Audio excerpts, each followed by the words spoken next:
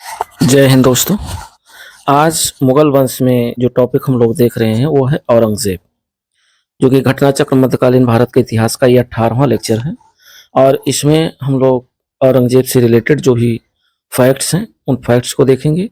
साथ ही साथ जो भी क्वेश्चन अब तक स्टेट पीसीएस या यूपी आरओ में जो भी बने हुए हैं उन सारे क्वेश्चनों को कवर करेंगे। सबसे पहले इससे रिलेटेड जो भी फैक्ट्स हैं वो देख ले रहे हैं और उसके बाद हम लोग देखते हैं कि इससे रिलेटेड कौन कौन से क्वेश्चन आए हैं। वीडियो बहुत इंपॉर्टेंट है दोस्तों, यहाँ से क्वेश्चन एक ना एक आपके हर एग्जाम में बनते हैं, चाहे वो आपका आरओ हो या पीसीएस हो या आल कोई भी एग्जाम हो। पहला है पॉइंट करा कि मुगल गद्दी पर शाहजहां का जो उत्तराधिकारी है वो औरंगजेब होता है, अर्थात औरंगजेब हुआ, किंतु ज्येष्ठ पुत्र के उत्तराधिकार के नियम से नहीं अपितु तलवार के बल से जो है ये औरंगजेब बना। और मुगल काल में तलवार की सत्ता का प्रतीक थी, मुगल काल में तलवार ही सत्ता का प्रतीक थी, तलवार के बल पर ही उत्तराधिकार का निर्णय होता था। जो मुगल बादशाह औरंगजेब है, मुगल बादशाह औरंगजेब का जो राज्याभिषेक होता है वो 2 बार हुआ। उसका पहला राज्याभिषेक दिल्ली में हुआ और कब हुआ, 31 जुलाई 1658 को हुआ। और दूसरा उसका राज्याभिषेक दिल्ली में ही 15 जून 1659 को हुआ। तथा अब्दुल मुजफ्फर मुहिउद्दीन मोहम्मद औरंगजेब बहादुर आलमगीर बादशाह गाजी की उपाधि जो है धारण कर वह मुगल बादशाह के सिंहासन पर आसीन हुआ। मध्य प्रदेश में स्थित उज्जैन के निकट धर्मत धर्मत कई बार पूछा गया है नामक स्थान पर 15 अप्रैल 1658 को औरंगजेब द्वारा औरंगजेब तथा दारा शिकोह के मध्य युद्ध हुआ। कई बार पूछा गया धर्मत का युद्ध कब हुआ, तो ये हुआ जो है 1658 यानी 15 अप्रैल 1658 को हुआ और औरंगजेब और दारा शिकोह के मध्य हुआ था। इस युद्ध में जोधपुर के जो राजा थे, जोधपुर के राजा जसवंत सिंह ने दारा शिकोह की तरफ से तथा मुराद ने औरंगजेब की तरफ से भाग लिया था। शामोगढ़ का जो युद्ध हुआ ये भी पूछा गया है कई बार। तो शामोगढ़ का युद्ध ये 29 मई 1658 को औरंगजेब और मुराद की संयुक्त सेनाओं योम दारा शिकोह के मध्य हुआ था, जिसमें दारा शिकोह पराजित हुआ था। और उत्तराधिकार के युद्ध में औरंगजेब से पराजित दारा शिकोह के पुत्र जो थे शहजादे सुलेमान शिकोह ने श्रीनगर गढ़वाल के शासक पृथ्वी सिंह के यहाँ शरण ली थी, किंतु उसके उत्तराधिकारी जो मेदिनी सिंह ने उसे औरंगजेब को सौंप दिया।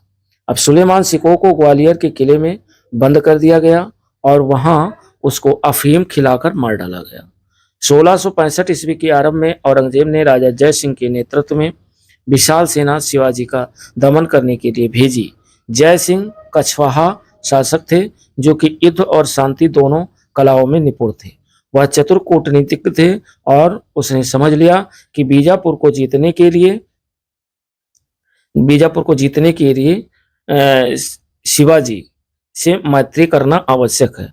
अतः पुरंदर के किले पर मुगलों की विजय और रायगढ़ की घेराबंदी के बावजूद उन्होंने शिवाजी से संधि की। पुरंदर की ये संधि जून 1665 ईस्वी में हुई। पूछा गया है कि पुरंदर की संधि कब हुई, तो 1665 ईस्वी में। औरंगजेब के पुत्र मोहम्मद अकबर ने 1681 ईस्वी में विद्रोह करके राजपूतों के विरुद्ध अपने पिता की स्थिति दुर्बल कर दी थी और अकबर राजपूतों के विरुद्ध लड़े जाने वाले युद्ध से निराश हो गया था। उसे अपने पिता की धर्मांधता की नीति की सफलता में विश्वास न था तथा विचारों से वो उदार था। और उसी अवसर पर मेवाड़ के राजा जो थे राजा राज सिंह और राठौर नेता मारवाड़ के दुर्गादास ने उसके सामने प्रस्ताव रखा कि यदि वह अपने को भारत का बादशाह घोषित कर दे तो मेवाड़ और मारवाड़ दोनों की सेनाएं उसकी सहायता करेंगी। औरंगजेब ने जो कुछ दूसरों पर लागू करना चाहता था उसका वह स्वयं अभ्यास करता था और उसके व्यक्तिगत जीवन का नैतिक स्तर ऊंचा था तथा वह अपने युग के प्रचलित पापों से दृढ़तापूर्वक अलग रहता था। इस प्रकार उसकी क्षमाकालीन उसे शाही दरवेश समझते थे तथा मुसलमान उसे जिंदा पीर के रूप में जो है मानते थे। तो जिंदा पीर किसे कहा गया है, ये कहा गया है जो है मुगल जो बादशाह था औरंगजेब। 1652 ईस्वी में जब औरंगजेब दूसरी बार दक्षिण का सूबेदार नियुक्त किया गया तो उसने गोलकुंडा और बीजापुर के विरुद्ध आक्रमण नीति अपनाई थी। संभवतः उसने इन दोनों राज्यों का विध्वंस भी कर दिया होता, किंतु दारा शिकोह के परामर्श पर शाहजहां द्वारा भेजे आदेश के अनुसार 1656 ईस्वी में गोलकुंडा एवं 1657 ईस्वी में बीजापुर के विरुद्ध उसे युद्ध स्थगित कर संधि करनी पड़ी थी। बादशाह बनने के बाद उसने अपनी इस अधूरी योजना को पूरा किया और बीजापुर को 1686 ईस्वी में और गोलकुंडा को 1687 ईस्वी पर आधिपत्य स्थापित किया। औरंगजेब के शासनकाल के दौरान मुगल सेना में सर्वाधिक जो है हिंदू सेनापति थे। ये भी ध्यान रखिएगा, ये औरंगजेब के शासनकाल में मुगल सेना में सबसे अधिक जो है हिंदू सेनापति थे। उसके शासनकाल के उत्तरार्ध में कुल सेनापतियों में 31.6% हिंदू थे, जिसमें मराठों की संख्या आधे से अधिक थी। अकबर के काल में यह अनुपात 22.5% था तथा शाहजहां के काल में 22.4% था। अकबर महान ने अपने साम्राज्य में जजिया कर की समाप्ति की घोषणा की थी, किंतु औरंगजेब ने उसे 1679 ईस्वी में पुनर्जीवित कर दिया और इस कर के लिए हिंदुओं को 3 वर्गों में बांट दिया। पहला, जिनकी आय 200 दिरहम प्रतिवर्ष से कम थी, उनको 12 दिरहम प्रतिवर्ष देना था। दूसरा, जिनकी आय 200 से 10,000 दिरहम प्रतिवर्ष थी, उनको 24 दिरहम प्रतिवर्ष देना था। और तीसरा था, जिनकी आय 10,000 दिरहम प्रतिवर्ष के ऊपर थी, उनको 48 दिरहम प्रतिवर्ष देना पड़ता था। तो उसके बाद क्या है, स्त्रियां, गुलाम, 14 वर्ष की आयु से कम बच्चे, भिखारी और आय रहित व्यक्ति इस कर से मुक्त थी। यानी कर स्त्रियों को नहीं देना पड़ता था, जो गुलाम होते थे उन्हें नहीं देना पड़ता था, जिनकी आयु 14 वर्ष से कम होती थी, बच्चे, उनको नहीं देना पड़ता था, भिखारियों को नहीं देना पड़ता था, और जिनके पास आय का कोई साधन नहीं था उन्हें ये कर नहीं देना पड़ता था। अधीनस्थ जो हिंदू राजाओं एवं ब्राह्मणों को भी इसे देने के लिए बाध्य किया गया। औरंगजेब सर्वोपर एक उत्साही सुन्नी मुसलमान था। उसकी धार्मिक नीति सांस्कृतिक जो है लाभ के किसी विचार से प्रभावित नहीं थी। उदार दारा के विरुद्ध सुन्नी कट्टरता के समर्थक के रूप में राज सिंहासन प्राप्त करने वाले की हैसियत से जो है उसने कुरान के कानून को कठोरता से लागू करने का प्रयत्न किया। इस कानून के अनुसार प्रत्येक धार्मिक मुसलमान को अल्लाह की राह में मेहनत करनी चाहिए, या दूसरे शब्दों में तब तक गैर मुसलमानी देशों यानी दारुल हर्ब के विरुद्ध धर्म हिंदू जिहाद करना चाहिए, जब तक कि वह इस्लाम के राज यानी दारुल इस्लाम के रूप में परिवर्तित नहीं हो जाते। औरंगजेब ने सिक्कों पर कलमा खुदवाना, नौरोज का त्योहार मनाना और तुलादान तथा झरोखा दर्शन बंद कर दिया। उसने अकबर द्वारा प्रारंभ हिंदू राजाओं के माथे पर अपने हाथ से तिलक लगाना बंद कर दिया, वेश्याओं को शादी करने अथवा देश छोड़ने का आदेश दिया और दरबार में बसंत, होली, दीपावली आदि त्योहार मनाना जो है बंद कर दिए। औरंगजेब ने औरंगाबाद में अपनी प्रिय पत्नी राबिया उद दौरानी के मकबरे का निर्माण 1651 से 1661 ईस्वी में कराया था। इसे बीबी का मकबरा भी कहा जाता है। तो बीबी का मकबरा को ही राबिया उद दौरानी का मकबरा के नाम से जानते हैं और इसकी स्थापत्य कला शैली सुप्रसिद्ध ताजमहल पर आधारित थी, अतः इसे द्वितीय ताजमहल भी कहा जाता है। दिल्ली के लाल किले में औरंगजेब ने मोती मस्जिद का निर्माण करवाया। मेहरुन्निसा औरंगजेब की पुत्री थी। मेहरुन्निसा औरंगजेब की पुत्री थी। इसके अतिरिक्त जहां आरा, रोशन आरा तथा गौहर आरा औरंगजेब की बहन तथा शाहजहां की पुत्रियां थी। औरंगजेब की अन्य पुत्रियां थी जेबुन्निसा और जीनतुन्निसा, बदरुन्निसा तथा जुबतुन्निसा। औरंगजेब ने जहां आरा को शाहीबाद उज जमानी की उपाधि प्रदान की थी, इसको जहां आरा को। और संत अथवा समर्थ रामदास ये महाराष्ट्र के महान संत थे। इनका जन्म 1608 ईस्वी में हुआ, जबकि मृत्यु 1681 ईस्वी में हुई थी। अब इससे रिलेटेड जो भी क्वेश्चन अब तक बने हुए हैं औरंगजेब से रिलेटेड PYQ क्वेश्चन, उन सारे क्वेश्चनों को हम लोग कवर करेंगे। और इसमें पहला क्वेश्चन कह रहा है कि दिया हुआ है कथन और कारण। कथन ये कह रहा है कि मुगल गद्दी पर औरंगजेब शाहजहां का उत्तराधिकारी हुआ। तो औरंगजेब जो शाहजहां का उत्तराधिकारी हुआ ये सही है। शाहजहां के बाद मुगलों में औरंगजेब गद्दी पर बैठा। दूसरा कह रहा ज्येष्ठ पुत्र के उत्तराधिकार के नियम का पालन किया गया, तो पालन नहीं किया गया, अर्थात कथन सही है और कारण गलत है। तो इस हिसाब से इसका जो राइट ऑप्शन है वह सी विकल्प होगा, ये सही है और किंतु आर गलत है। इसमें कह रहा कि मुगल गद्दी पर शाहजहां का उत्तराधिकारी औरंगजेब हुआ, किंतु ज्येष्ठ पुत्र के उत्तराधिकार के नियम से नहीं अपितु तलवार के बल से। मुगल काल में तलवार की सत्ता का प्रतीक थी और तलवार के बल पर ही उत्तराधिकार का निर्णय होता था। उत्तराधिकार के कोई सुस्पष्ट नियम नहीं थे और साथ ही शाहजहां के पुत्रों में दारा एवं शुजा के बाद औरंगजेब का क्रम तीसरा था। अतः कथन सत्य है किंतु कारण गलत है। क्वेश्चन नंबर 2 कह रहा है कि निम्नलिखित में से किस मुगल बादशाह का 2 बार राज्याभिषेक हुआ, तो वह मुगल बादशाह था औरंगजेब। औरंगजेब का 2 बार राज्याभिषेक हुआ, तो राइट ऑप्शन सेकंड नंबर का डी विकल्प सही है, औरंगजेब। मुगल बादशाह औरंगजेब का राज्याभिषेक 2 बार हुआ। उसका पहला राज्याभिषेक दिल्ली में 31 जुलाई 1658 ईस्वी को, दूसरा राज्याभिषेक 15 जून 1659 ईस्वी में हुआ तथा अब्दुल मुजफ्फर मुहिउद्दीन मोहम्मद औरंगजेब बहादुर आलमगीर बादशाह गाजी की उपाधि धारण कर वह मुगल बादशाह के सिंहासन पर आसीन हुआ। क्वेश्चन नंबर 3 कह रहा है कि धर्मत का युद्ध में किनके बीच लड़ा गया, यानी धर्मत का जो युद्ध हुआ वो उसमें कौन कौन किन के बीच लड़ा गया, तो धर्मत का जो युद्ध लड़ा गया वो औरंगजेब और दारा शिकोह के मध्य लड़ा गया। राइट ऑप्शन 3 नंबर का सी विकल्प सही है, जो है औरंगजेब और दारा शिकोह। कह रहा मध्य प्रदेश में स्थित उज्जैन के निकट धर्मत नामक स्थान पर 15 अप्रैल 1658 ईस्वी को औरंगजेब तथा दारा शिकोह के मध्य ये युद्ध हुआ था और इस युद्ध में जोधपुर के राजा जसवंत सिंह ने दारा शिकोह की तरफ से तथा मुराद ने औरंगजेब की तरफ से भाग लिया था। धर्मत युद्ध ने औरंगजेब की स्थिति को काफी सुदृढ़ जो है बना दी एवं शाही सेना की पराजय से दारा शिकोह की दुर्बलता प्रकट हुई। क्वेश्चन नंबर 4 कह रहा है कि निम्नलिखित युद्धों को कालक्रम में व्यवस्थित कीजिए और नीचे दिए गए कोड से सही उत्तर का चुनाव कीजिए। यानी 4 युद्ध हैं, एक तो सरनाल का युद्ध, बिलग्राम का युद्ध, धर्मत का युद्ध और जजाऊ का युद्ध। इन चारों युद्धों को क्रम से लगाना है। तो सबसे पहले बिलग्राम का युद्ध हुआ, उसके बाद में जो है ये सरनाल का युद्ध होता है और तीसरे नंबर पर होता है धर्मत का युद्ध और चौथे नंबर पर जजाऊ का युद्ध। तो इस हिसाब से यदि देखा जाए तो 2, 1, 3, 4 यानी फर्स्ट नंबर ऑप्शन इसका सही है, 4 नंबर का ए विकल्प सही है। 1572 ईस्वी में सरनाल जो कि गुजरात में पड़ता है ये युद्ध हुआ और अकबर के गुजरात अभियान के दौरान हुआ था, जिसमें अकबर के नेतृत्व में मुगल सेना ने इब्राहिम मिर्जा को पराजित किया था। 1540 ईस्वी में बिलग्राम के युद्ध में शेरशाह सूरी ने हुमायूं को हराया था।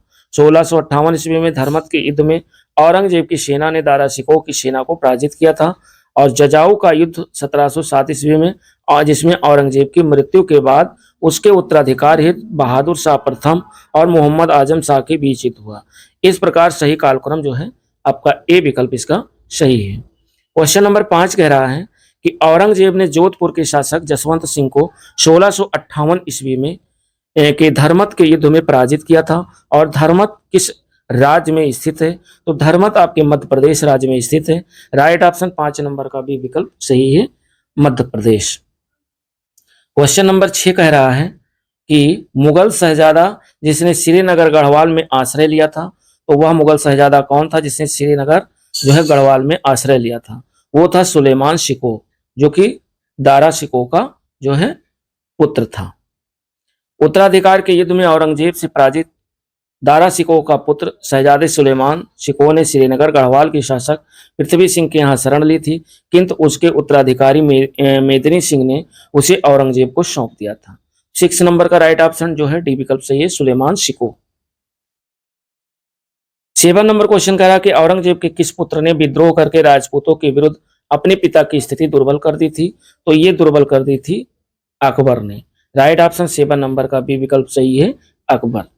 औरंगजेब के पुत्र मोहम्मद अकबर ने 1681 ईस्वी में विद्रोह करके राजपूतों के विरुद्ध अपने पिता की स्थिति दुर्बल कर दी थी। अकबर राजपूतों के विरुद्ध लड़े जाने वाले युद्ध से निराश हो गया था। उसे अपने पिता की धर्मांधता की नीति की सफलता में विश्वास न था तथा विचारों से वह उदार था और उसी अवसर पर मेवाड़ के राणा राज सिंह और राठौर नेता मारवाड़ के दुर्गादास ने उसके सामने प्रस्ताव रखा कि यदि वह अपने को भारत का बादशाह घोषित कर दे तो मेवाड़ और मारवाड़ दोनों की सेनाएं उसकी सहायता करेंगी। दुर्गादास ने अकबर को अपने संरक्षण में रखा। राजपुताना तथा खानदेश की कठिन यात्रा की।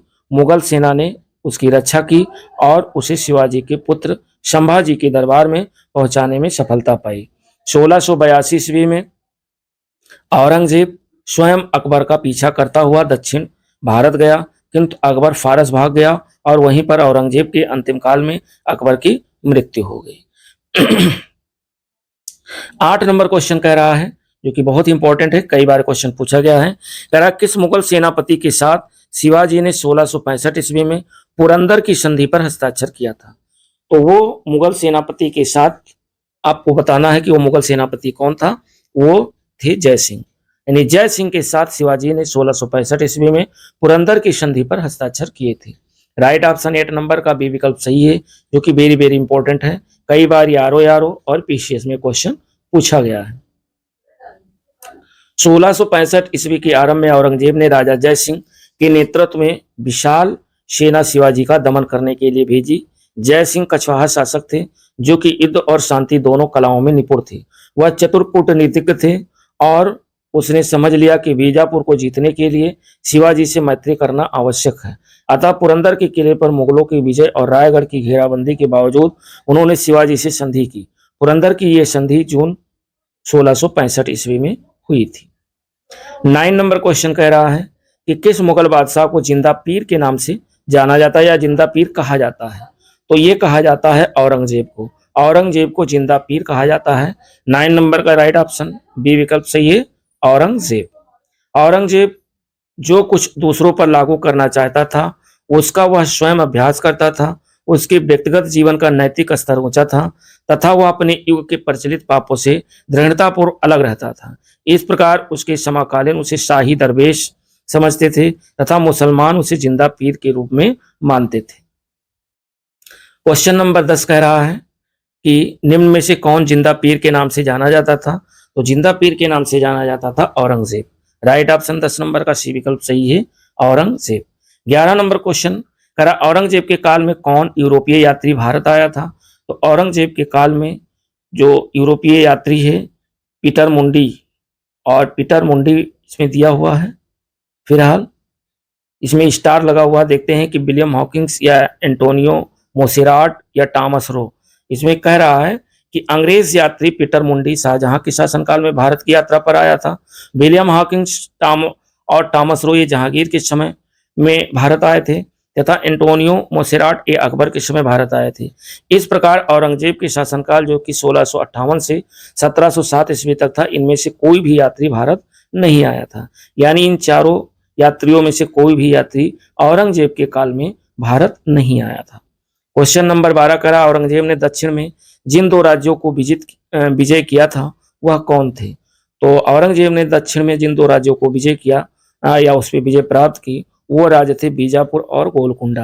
राइट ऑप्शन 12 का सी विकल्प से है, बीजापुर एवं गोलकुंडा।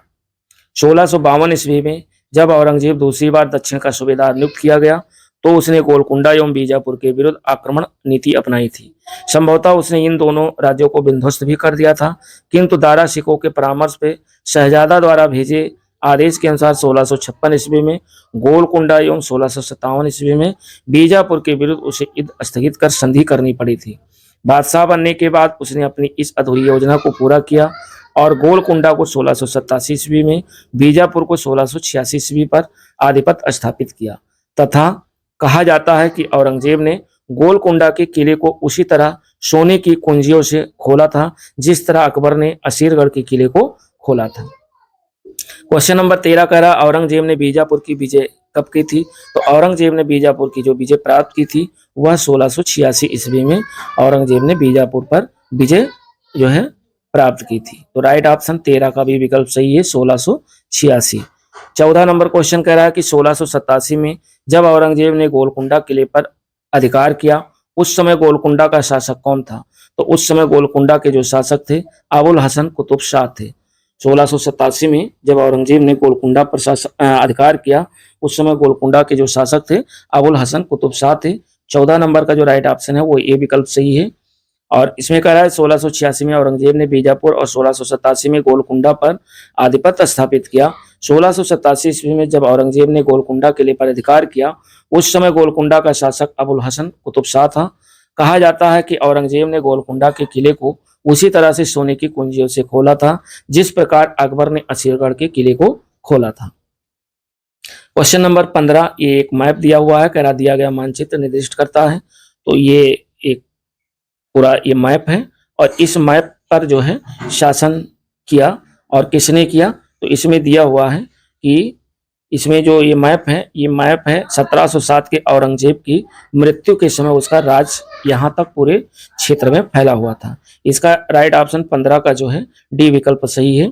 1707 में औरंगजेब की मृत्यु के समय उसके राज्य को दर्शाया गया है, अर्थात 1707 ईस्वी में औरंगजेब की मृत्यु के समय उसके विशाल राज्य को निर्दिष्ट करता है, जिसमें बीजापुर और गोलकुंडा भी शामिल थे।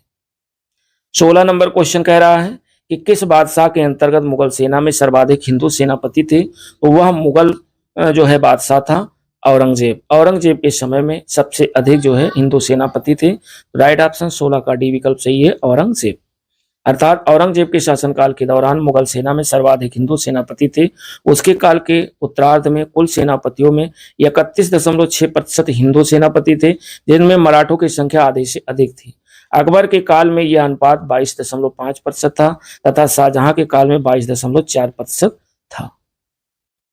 17 नंबर क्वेश्चन कह रहा है कि मुगल सम्राट जिसने सर्वाधिक संख्या में हिंदू अधिकारियों की नियुक्ति की थी उसका नाम क्या है, तो वह मुगल सम्राट जिसने सर्वाधिक संख्या में हिंदू अधिकारियों की नियुक्ति की थी और उसका नाम है औरंगजेब।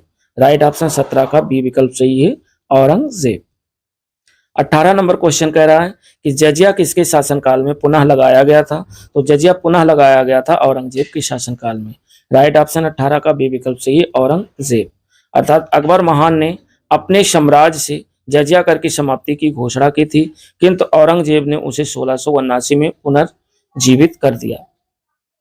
19 नंबर क्वेश्चन कह रहा है कि औरंगजेब द्वारा चलाए जिहाद का अर्थ क्या है, तो औरंगजेब द्वारा चलाया गया जो जिहाद था, वो जिहाद का जो अर्थ है वो दारुल इस्लाम है। राइट ऑप्शन 19 का भी विकल्प सही है, जिहाद का अर्थ है दारुल इस्लाम। और इसमें कह रहा है कि औरंगजेब सर्वोपरि एक उत्साही सुन्नी मुसलमान था।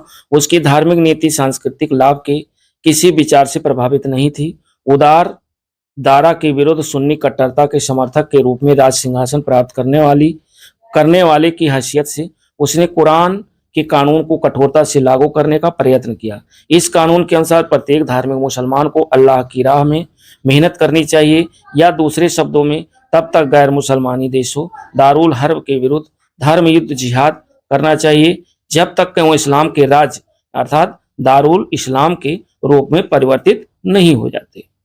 20 नंबर क्वेश्चन कह रहा कि बीबी का मकबरा का निर्माता कौन था, तो बीबी के मकबरे का जो निर्माण किया था वो औरंगजेब के द्वारा करवाया गया था। राइट ऑप्शन 20 का डी विकल्प सही है, औरंगजेब। औरंगजेब ने औरंगाबाद में अपनी प्रिय पत्नी राबिया उद दौरानी के मकबरे का निर्माण 1651 से 1661 में कराया था। उसे बीबी का मकबरा भी कहा जाता है। इसकी स्थापत्य कला शैली सुप्रसिद्ध ताजमहल पर आधारित थी, अतः इसे द्वितीय ताजमहल भी कहा जाता है, किंतु ताजमहल की तुलना में यह मकबरा कम सुंदर है। ऐसी मान्यता है कि इस मकबरे का निर्माण औरंगजेब के शासनकाल में उसके पुत्र आजम शाह के निर्देश में संपन्न हुआ था। और 21 नंबर क्वेश्चन कह रहा है कि कौन सा मकबरा द्वितीय ताजमहल कहलाता है, तो राबिया उद दौरानी का जो मकबरा है वो द्वितीय ताजमहल जो है कहलाता है। राइट ऑप्शन 21 का सी विकल्प सही है, राबिया उद दौरानी का मकबरा। और 21 के बाद 22 नंबर क्वेश्चन हम लोग देखते हैं। 22 नंबर क्वेश्चन कह रहा है कि निम्नलिखित में से कौन सम्राट औरंगजेब की पुत्री थी, यानी निम्नलिखित में से कौन सम्राट औरंगजेब की पुत्री थी, तो औरंगजेब की जो पुत्री थी वो मेहरुन्निसा जो है ये औरंगजेब की पुत्री थी। राइट ऑप्शन 22 का डी विकल्प सही है, मेहरुन्निसा। अर्थात मेहरुन्निसा औरंगजेब की पुत्री थी। इसके अतिरिक्त जहां आरा, रोशन आरा, गौहर आरा औरंगजेब की बहन तथा शाहजहां की पुत्रियां थी। औरंगजेब की अन्य पुत्रियां थी जेबुन्निसा, जी और जीनतुन निशा, बदरुन निशा एवं जुबत्तनु निशा। 23 नंबर क्वेश्चन कह रहा कि औरंगजेब ने किसको साहिबाद उज जमानी की उपाधि प्रदान की थी। तो औरंगजेब ने जो है साहिबाद उज जमानी की जो उपाधि प्रदान की थी वो जहां आरा को दी थी। तो राइट ऑप्शन 23 का सी विकल्प सही है, जहां आरा। औरंगजेब ने जहां आरा को साहिबाद उज जमानी की उपाधि प्रदान की थी। जहां आरा सम्राट शाहजहां और महारानी मुमताज महल की सबसे बड़ी बेटी थी। वह अपने पिता के उत्तराधिकारी और छठे मुगल सम्राट औरंगजेब की बड़ी बहन भी थी। उसके बाद हम लोग देखते हैं 24 नंबर क्वेश्चन। 24 नंबर क्वेश्चन कह रहा है कि संत रामदास को किसके शासनकाल से संबंधित किया जाता है। तो संत रामदास को औरंगजेब के शासनकाल से संबंधित किया जाता है, अर्थात 24 नंबर का जो राइट ऑप्शन है वो डी विकल्प सही है, औरंगजेब। संत रामदास अथवा समर्थ रामदास महाराष्ट्र के महान संत थे। इनका जन्म 1608 ईस्वी में हुआ था। यह मुगल शासक जहांगीर, शाहजहां और औरंगजेब के समकालीन थे। इनकी प्रसिद्धि जो है वो औरंगजेब के काल में अधिक होने के कारण इस प्रश्न का सर्वाधिक उपयुक्त उत्तर औरंगजेब होगा। गुरु रामदास जो है ये सिख संप्रदाय के चौथे गुरु थे जो अकबर के भी समकालीन थे। 25 नंबर क्वेश्चन कह रहा है कि दिल्ली के लाल किले में मोती मस्जिद का निर्माण किया था। तो दिल्ली के लाल किले में मोती मस्जिद का निर्माण किसने कराया था? ये कराया था औरंगजेब ने। दिल्ली के लाल किले में जो मोती मस्जिद है उसका निर्माण औरंगजेब के द्वारा करवाया गया था। 25 नंबर का जो राइट ऑप्शन है वो डी विकल्प सही है, औरंगजेब। साथ ही साथ दिल्ली के लाल किले के अंदर औरंगजेब ने संगमरमर की एक मस्जिद अर्थात मोती मस्जिद का निर्माण करवाया, क्योंकि शाहजहां ने अपनी योजना के अनुसार किले के अंदर मस्जिद का निर्माण न कराकर किले के बाहर जामा मस्जिद का निर्माण करवाया था। अतः औरंगजेब ने किले के अंदर मस्जिद की आवश्यकता का अनुभव कर मोती मस्जिद का जो है निर्माण करवाया था। तो ये दोस्तों 25 क्वेश्चन थे औरंगजेब, मुगल सम्राट औरंगजेब से रिलेटेड। और इससे पहले जो है 18वां लेक्चर है। इससे पहले 17 लेक्चर मध्यकालीन भारत के इतिहास के हैं जो कि प्ले लिस्ट बनी हुई है। जो लोग देखना चाहें प्ले लिस्ट पे जाकर के टॉपिक वाइज एक एक टॉपिक का और एक एक मुगल सम्राट का आप देख सकते हैं। साथ ही साथ जो है घटना चक्र भारत का भूगोल कंप्लीट है, उसकी प्ले लिस्ट बनी है, वो आप देख सकते हैं। घटना चक्र आधुनिक भारत का इतिहास कंप्लीट हो गया, उसकी प्ले लिस्ट बनी है, आप वहां से टॉपिक वाइज देख सकते हैं। और एनसीईआरटी सार संग्रह वन लाइनर जो है महेश बर्नवाल की पूरी बुक कंप्लीट है, उसकी प्ले लिस्ट अलग अलग टॉपिक की बनी हुई है और एक एक चैप्टर की बनी हुई है। तो आप चाहें तो वन लाइनर, घटना चक्र, वो एनसीईआरटी सार संग्रह देख सकते हैं प्लेलिस्ट के माध्यम से। मिलते हैं नेक्स्ट वीडियो के साथ, तब तक के लिए दोस्तों नमस्कार, जय हिंद।